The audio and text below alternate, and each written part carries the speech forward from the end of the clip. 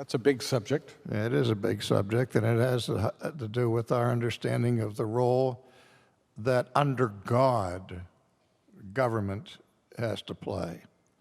And we as individuals do not have the right to seek vengeance, but God has not only ordained a church, but he also ordains government to protect from the evildoer and from unrighteousness, and has given the power of the sword to them, not to us. But he has given the power of the sword to them. And it is the duty, I believe, of not even a non-Christian government, I said, certainly has the responsibility to maintain, protect the sanctity of life, which our government certainly doesn't do. We know that. But it still doesn't excuse them from their responsibility under God. As long as we sanction abortion on demand, we're not operating under God. We're operating in outward defiance of God and for the very purpose for which any government is established. And we need to understand that.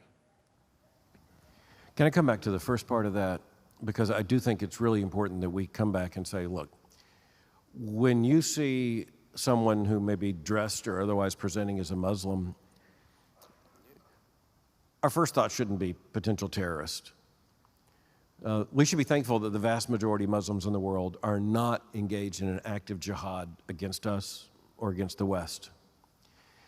But, as I mentioned on the briefing just recently, this massive study came out saying we should be thankful that 90 to 95% of Muslims around the world, country by country, say they don't support ISIS, but that does leave 10 to 5%, which means tens and tens and tens of millions of people who are given to this. The other thing we have to recognize is that theology matters. We just come back to that again and again.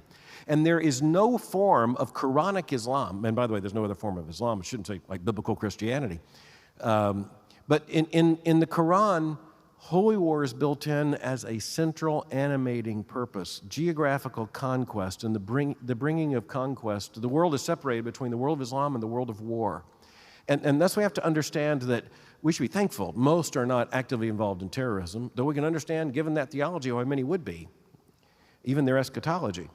But we do have to recognize that the distinction between Muhammad, who was revealed in the Quran and bragged about in Muslim tradition as a warrior with a sword bloodied by many, is in direct contradiction to Jesus as the Prince of Peace who told Peter to put away his sword.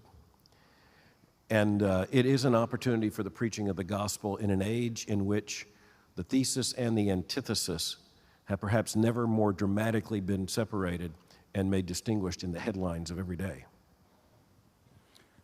We have had at our seminary in the past a student from Turkey, and he told us the story of a missionary couple who had been working in Turkey, which has historically been regarded as one of the safer, slightly more secular, more tolerant Muslim societies. And the man was out witnessing for Christ, and someone jumped out of the crowd and cut his throat and killed him publicly. And the television carried this story and interviewed his widow shortly after this had happened and asked her what she would like to say to the nation. And she said, I would like to say, in the name of Christ, I forgive my husband's killer. And the Turkish student said, that one sentence did more to communicate the essential nature of Christianity to the Turkish world than any number of books and missionary activities might have done, because Turkish culture is a revenge culture. And to have this testimony to forgiveness was arresting, perhaps baffling. And that's why our Savior said to us that we're to turn the other cheek, that we're to love our enemies. However difficult that is personally, whatever cost that might lead to, that's what we're called to do and to be. It's not what the American government is called to do and to be. They are to promote justice, they're to maintain order, they're to protect citizens. But we as Christians have to bear a different testimony. So however fearful we are, however angry we are, we have to try to let the words of our Savior live in our hearts, that we're to love the enemy and turn the other cheek. And we have to labor for that, because that will be the path to see conversions among Muslims.